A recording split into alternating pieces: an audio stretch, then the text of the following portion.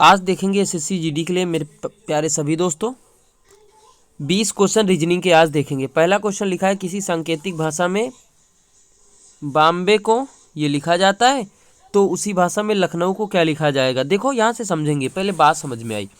देखो बी सबसे लास्ट में चला गया, ओ उसके बाद चला गया, एम उसके बाद चला गया, बी आ गया, उल्टा लिख देना है।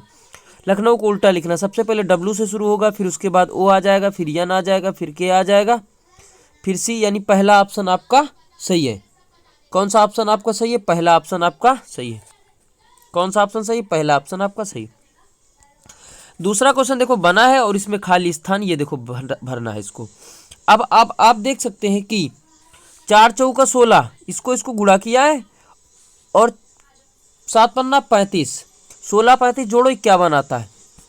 फिर 8 सती 56, 8 सती 56, ठीक है। 4 चौक 16, 6 12, हंसी लाया 1, 6 1 7, 72। कितना आ जाएगा आपका उत्तर? 72। यहाँ खाली स्थान में कितना भरेंगे? 72। देखो 2 दूनी 4 हो गया, 4 सत्ते 28, 28 4 32, देखो बीच में 32 भरा है। ओके फ्रेंड्स, 72 भर जाएगा। ऑप्शन देख लेते, बी आपका ऑप्शन राइट है। ठीक है, बात करते हैं अगले क्वेश्चन की ओर। दिए गए अक्षर में विकल्प में से उस शब्द को चुनिए जो नीचे गए शब्दों में शामिल अक्षरों से नहीं बनता। चलिएगा अब बात करते हैं। देखो परमानेंट लिखा है यहाँ पे ओ नहीं है तो ये मेंटर, ओ नहीं, ओ होगा ही नहीं, तो इसमें ओ है, इसका मतलब ये वाला नहीं बनेगा। ऑप्शन आपका सी सही है। निम्नलिखित 4 और 6 प्रश्न 4 से और 6 में क्वेश्चन के स्थान पे क्या आएगा। चलिएगा ये तो आप कोडिंग डिकोडिंग पढ़ रहे हैं, कोडिंग डिकोडिंग। अब भैया कोडिंग डिकोडिंग की अगर बात करते हैं तो प्यारे सभी साथियों या बात करेंगे। चलिएगा बात करते हैं। देखो जैसे के में देखेंगे 11 नंबर पे आता है, 2 जुड़ा यम हो गया 13 नंबर पे, यन आता है 14 नंबर पे, हाँ। उसके बाद 2 जुड़े पी हो गया, 2 जुड़ रहा है, इसके बाद 2 इसमें जोड़ देंगे तो डी है तो यफ हो जाएगा। क्या हो जाएगा? यफ। टी है तो वी हो जाएगा, जी है तो आई हो जाएगा, फिर ई हो जाएगा, फिर एच हो जाएगा। कौन सा ऑप्शन आपका सही है? पहला। दूसरा सही है, सेकंड आपका राइट दिस आंसर। अब इसमें देखो 20 क्वेश्चन है आपके, आज टारगेट 20 क्वेश्चन है 40 नंबर के, ठीक है। चलिएगा 25 60 210। अब 25 लिखा है, 25 को अगर 25 गुणा 12 बटे 5 अगर करें तो 5 25 और 12 पंचे 60, कितना आ जाता है? 60।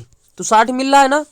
इसी प्रकार 210 में करेंगे, 210 गुणित 12 बटे 5, 5 से काटो, 5 चौको 20, 5 दुनैया 10, 12 दुनैया 24, हाँ सिला 2 बच्चों 48, 2 25, 50, 504। ऑप्शन आपका ए सही है। ओके फ्रेंड्स, गाजर जड़ से संबंधित है तो सेब काहे से होता है? फल से होता है। ऑप्शन आपका बी सही है। 7 और 8 प्रश्न चिन्ह दिए गए, इनमें भी वही बताना है आपको। चलिएगा अब 257 लिखा है, 257 और 226 के बीच का कितना अंतर है? -31। फिर इसके बीच का दोनों का अंतर कितना है? -29। तो आगे वाले का कितना अंतर होना चाहिए? -27, यानी 197 में 27 -27 घटा दो, 27 घटाओगे 170 आएगा शायद, 0 7 170। ऑप्शन आपका बी सही है। ओके चलिए 8 नंबर क्वेश्चन आपका लिखा है, तो 8 नंबर में देखेंगे। देखो जैसे लिखा है, मान लीजिएगा डी जी एच। अब इसको बताना बीच वाले में भरना है, तो बीच वाले में भरना क्या है? इसके बीच का 6 का अंतर है, इसके बीच का 6 का अंतर होना चाहिए, इसके बीच में 6 का अंतर, इसके बीच में 6 का अंतर होना चाहिए। अगर डी में हम 6 जोड़ते हैं तो डी में 6 जोड़ेंगे तो 10 नंबर का मतलब जे आता है। क्या आता है? जे आता है, ठीक। अब जे में 6 जोड़ेंगे क्या आएगा? पी। क्या आएगा? पी। देखो ये ऑप्शन तो 31 हो जाएगा, इन 2 ऑप्शनों में चूज करना, पी आ जाएगा। चलिए अब एम में अगर 6 जोड़ेंगे 19 का मतलब यस आ जाएगा। ऑप्शन आपका डी सही है। बात खत्म, ये तो गलती हो जाएगा। चलिएगा प्रैक्टिस करवा रहे हैं भैया, प्रैक्टिस करते रहिएगा। 9 और 10 बेमेल का चयन कीजिए, तो आर एस सी आपका सही हो जाएगा। आर एस को छोड़कर जो भैया सभी संख्याओं में से ज़्यादा का अंतर, 1 से ज़्यादा का अंतर है, और आर एस में 1 भी का अंतर भी नहीं। 18 पे हाँ R18 पे आता, ये 19 पे आता, एक भाग अंतर नहीं है, इसमें अंतर हो जाएगा। ठीक है, चलो। शैम्पू, हेयर ऑयल, हाँ ये अलग हो जाएगा शायद। कॉस्मेटिक है, सॉरी। ऑप्शन आपका डी, कॉस्मेटिक को छोड़कर बाकी सब, हेयर शैम्पू, हेयर पाउडर तो आप चेहरे में आता, कॉस्मेटिक मतलब एक दुकान होती है बेटा। चलिएगा, इस आकृति को देखेंगे और पूरा करेंगे। इस आकृति को कौन सा पैटर्न पूरा कर रहा है, चले देखें। तो मेरे हिसाब से तो पैटर्न आपका ए सही है, ए पूरा कर रहा है। देखो, इसको ऐसे बैठाओगे, ऐसे, फिर ऐसे बैठाओगे, यहाँ से ऐसे करोगे, देखो बना है ना, इसको ऐसे मिला दोगे। चलोगे, अगला क्वेश्चन 12 नंबर। उस आकृति को बताएं जिसमें आकृति निहित है। बड़ा प्यारा क्वेश्चन है, आकृति निहित। अब देखो, ये ऐसे जेड बनाया गया ऐसे, अभी किस में एडजस्ट, देखो ऐसे करके ऐसे ऐसे, देखो एडजस्ट है ना इसमें, बाकी ना तो इसमें एडजस्ट ना तो इसमें, तो ऑप्शन आपका ए सही है। एक कक्षा में लड़कों की संख्या लड़कियों की संख्या से 3 गुना है। एक कक्षा में लड़कों की संख्या यक्स हो गई, लड़कियों की संख्या से 3 गुना है, तो ये 3 गुना हो गया, ये यक्स हो गया। ठीक, लड़कियों की संख्या यक्स हो गई, लड़कों की संख्या 3 यक्स हो गई। निम्नलिखित में से कक्षा संख्या कक्षा में बच्चों की कुल संख्या को प्रदर्शित नहीं करती है। यानी अगर टोटल किया जाए तो 4 यक्स आ जाएगा, प्रदर्शित नहीं करती तो 4 प्रदर्शित नहीं करती। अब 4 का गुणन होना चाहिए, प्रदर्शित नहीं करती तो 4 का गुणन होना चाहिए। 4 का गुणन देखो 48 है, 44 है, 40 है, बट 42 नहीं है, तो इसका मतलब 42 आपकी सही है। ऑप्शन आपका सी सही है। चलिए फ्रेंड्स, गुणा से अभिप्राय है धन, धन भाग से है माइनस, माइनस से अभिप्राय है गुणा, और धन से भाग है। तो निम्नलिखित समीकरण का मान बताओ। प्यारे दोस्तों, मान बता लीजिएगा। अब देखो, यहाँ से बात करते हैं। बात ये करना है कि 54 लिखना है। 54 क्या करा, 54 भाग को माइनस कर लो 16। फिर क्या कह रहा है कि माइनस को गुणा, तो माइनस है तो गुणा कर दो, कितना हो जाएगा, 3 हो जाएगा। फिर जोड़ को क्या कह रहा, भाग नहीं, जोड़ को क्या कह रहा है, जोड़ है नहीं, गुणा है, तो गुणा को क्या करना है, गुणा से प्लस है 6 करा कि जोड़ का मतलब भाग है तो +2 हो जाएगा। चलिए कर लीजिएगा, अब तो बड़ा आसान हो गया। 54 हो गया, माइनस 16 48 हो गया, प्लस 2 3 6 3 आ जाएगा। घटा लो भैया, 16 48 है, सॉरी, कितना बच जाएगा, 3 इनको जोड़ दोगे 57 हो जाएगा, माइनस 48 कितना बच जाएगा, 9। ऑप्शन में देखो 9 है, हाँ है बेटा, है हो गया, ऑप्शन ए सही है आपका। अब ABCDF केंद्र मुंह की ओर बैठे गए हैं, वृत्ताकार यफे। चलिए बैठा लो भैया, एक रुको, एक सुंदर सा डायग्राम बनाओ इसके लिए। देखो, एक ये बन गया, ओके। आपका क्या कह रहा है, यफ ए के बाएं, ठीक, तो ए यहाँ बैठा लो, यफ आप यहाँ बैठा लो, बाएं बैठा है। बी ए के दाएं है, बी यहाँ बैठा लो, ठीक। ए डी का बायां पड़ोसी है, चलिएगा बायां पड़ोसी है। सी एफ का और बी के बीच में बैठा है, चलिए यहाँ बैठा लीजिए। ए बायां का पड़ोसी ई है, चलिए ई बैठा लीजिएगा। अब क्या कह रहा है कि यफ का पड़ोसी कौन है, अब यफ का पड़ोसी कौन है, सी और ई, ये भी है सी और ई, देखो ऑप्शन में सी और ई, ऑप्शन सी सही है, ओके। प्रबंधक मजदूर संघ और कामगार के बीच में सही संबंध क्या होगी। चलिएगा भैया, मैं आपको बता दूं,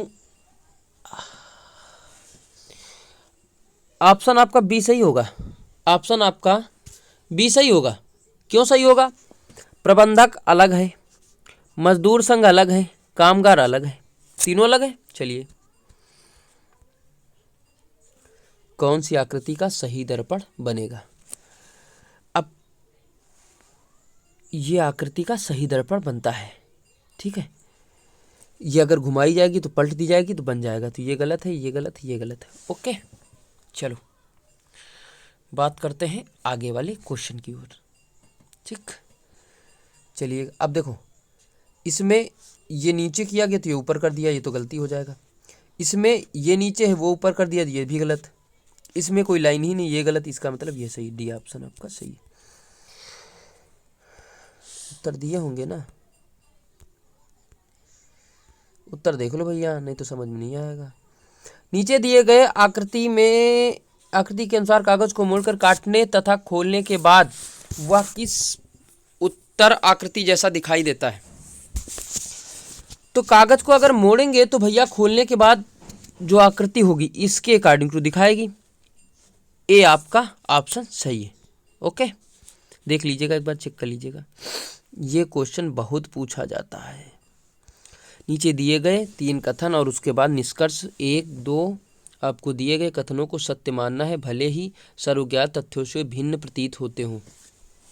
सभी निष्कर्षों को पढ़िए और फिर ज्ञात कीजिए कि दिया गया कौन सा निष्कर्ष कथनों का तार्किक रूप से अनुसरण करता है, भले ही सर्वज्ञात तथ्य कुछ भी हो। कथन है, कुछ कमरे स्टोर हैं, कुछ कमरे स्टोर हैं, सभी गोदाम वेयरहाउस है। चलिए भैया एक काम करो,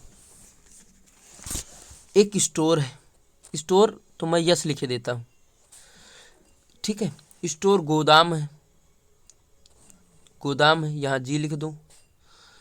गोदाम वेयर हाउस है। अब कमरा क्या होता है, कमरा भैया इनसे मिलते हुए बना है, के लिख दो, रूम या कमरा लिख दो। तो अब आपको बताओ,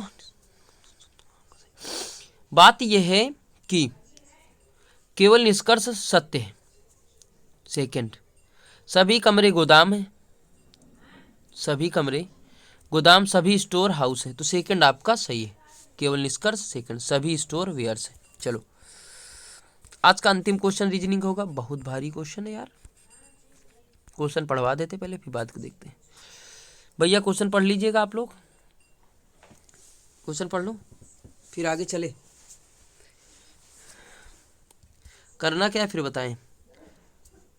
देखो, ई यानी ईयर के संभावित को पहचानना और मान बताना है, ठीक है।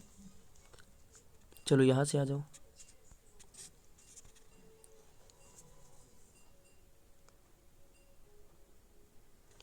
मान बता डालो फटाफट, ठीक है।